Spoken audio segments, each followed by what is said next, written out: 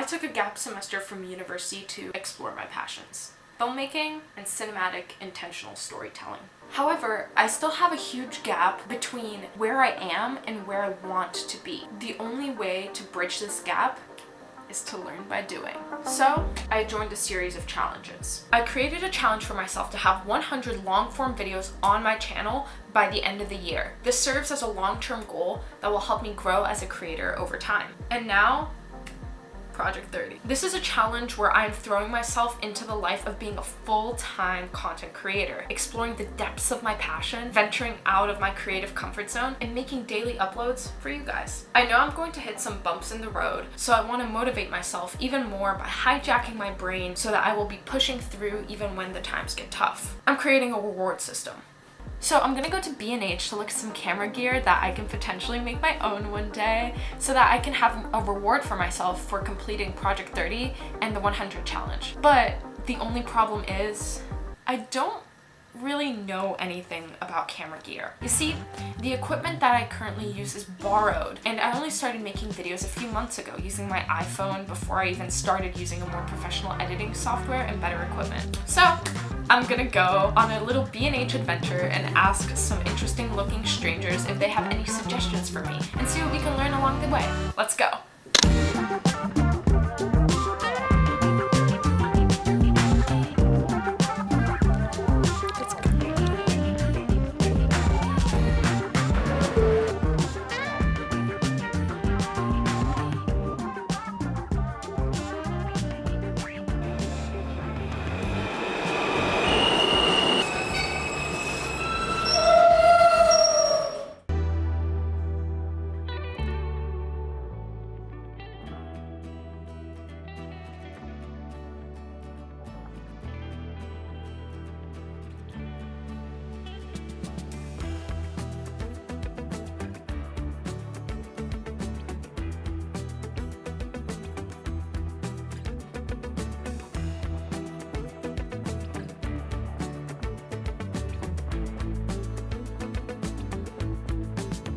B&H is almost like a film museum. Naturally, I want to go look at the cameras first to learn more about the equipment that I want to use for my craft. At the camera section, I got referred to a worker named Alan who had so many years of experience behind what he was doing.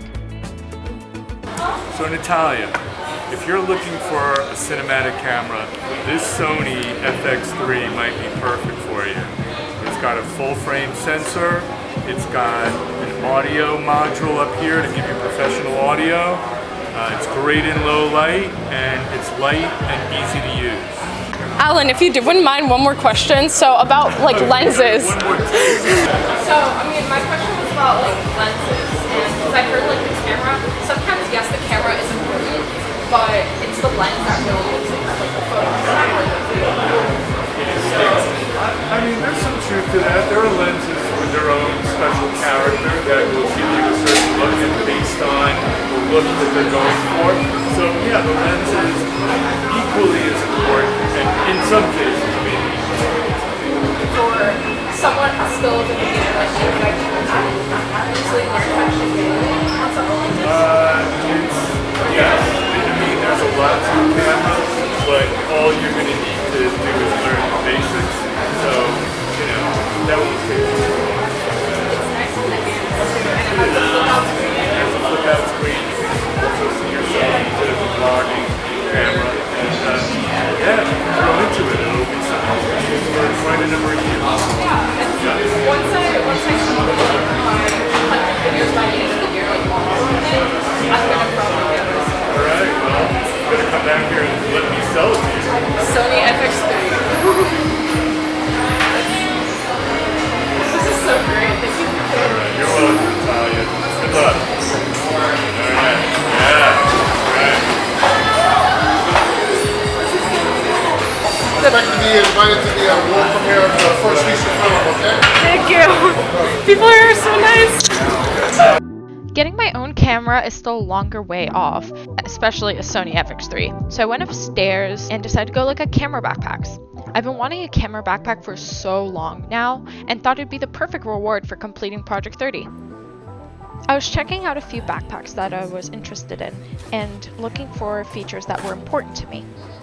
One was that the backpack has to be modular, meaning that you could take out compartments and sort of rearrange it to your needs. Another is a side opening so that I can easily take out my camera wherever I am. And finally, a really good laptop sleeve, because I have a big boy computer and it needs all the protection it can get. So yeah, I think I like this one the best. It has a really solid laptop sleeve that I think my laptop's gonna fit into. I have a big boy computer, plus at least I'll be able to have the camera clip on it, and it also has the side gimbal, so but the main difference between this one and this one that I like is that this one is sideways. So after I complete Project 30, I think I'm gonna get myself this bad boy. So I'm happy to announce that my B&H mission was successful, and I found the backpack that I want to get for my Project 30 reward. It's the Peak Design Everyday Backpack. It checks all of my boxes. It's modular, it has a side opening, and also the laptop sleeve is extra sturdy. Sweet Worker did a test with me to see if my laptop would fit into the laptop sleeve, and it did. So I was good to go. Yeah, after Project 30, it's gonna be my baby. And you guys are gonna be going in here.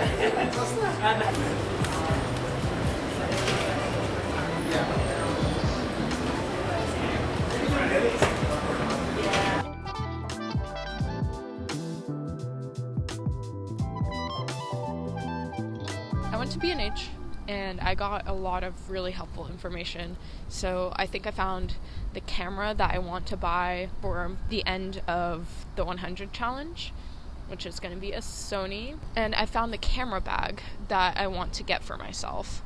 So obviously, like after I complete these challenges, once I get myself this reward in a sense, so all this new camera gear, this camera backpack, it'll act as an investment in myself, because I'm going to be completing these actions that I need to get towards my goal of bridging the gap between the filmmaker that I want to be and that I see myself being versus the limited skills filmmaker that I am right now. However, as I said before, the only way to actually learn this art is by doing. So no better way than to actually materially invest in myself after I complete something where I'm constantly doing. The content that I do see myself making, though, in the future is very geared towards like cinematic travel and intentional storytelling. So one of my biggest dreams is to go and document the knowledge that indigenous people have, this ancient wisdom that is passed down through generations and generations, but is not recognized by the modern world.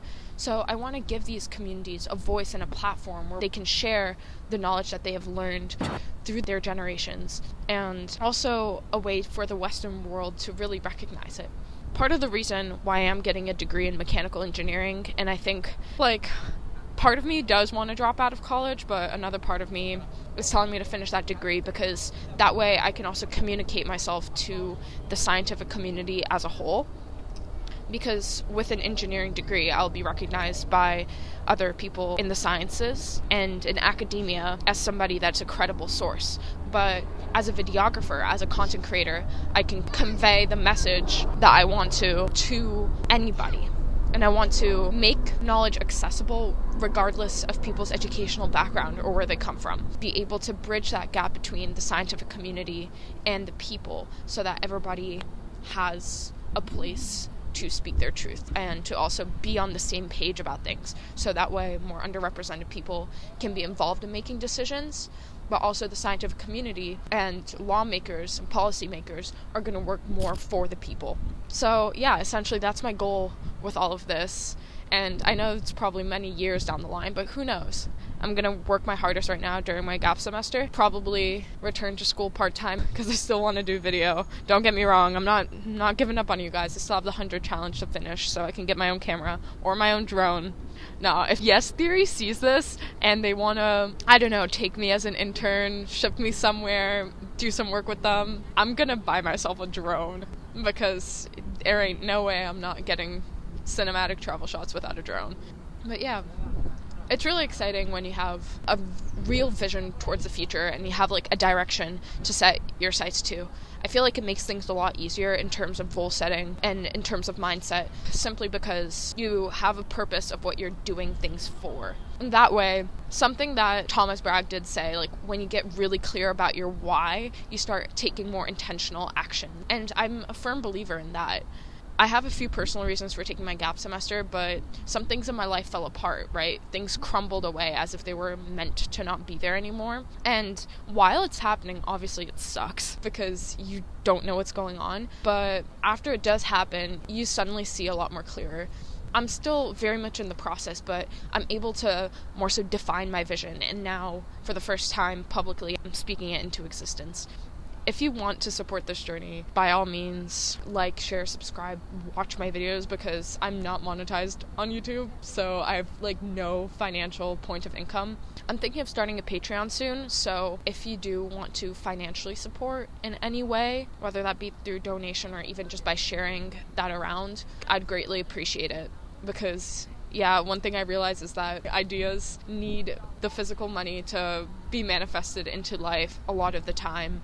I have to think about how I'm going to be able to pursue that dream and make cool videos for you guys. So, as I'm here watching the sunset, yeah, I'm really excited for this next chapter of my life, and I'm excited to see what comes of it. I know that through pushing myself and these challenges that I'm doing, I'm definitely on the right track to getting closer to my goal, getting closer to the vision. So all it's going to take is some execution, and I know there's going to be bumps in the road. I have to go back home and edit videos, so yeah, it's been real. I still have to get used to filming in public spaces. This is not easy, but again, who's judging? Gotta get over the fear. Thank you so much for watching, and that's the end of Project 30 Day 4. See you all on Day 5. You better be there. I love you.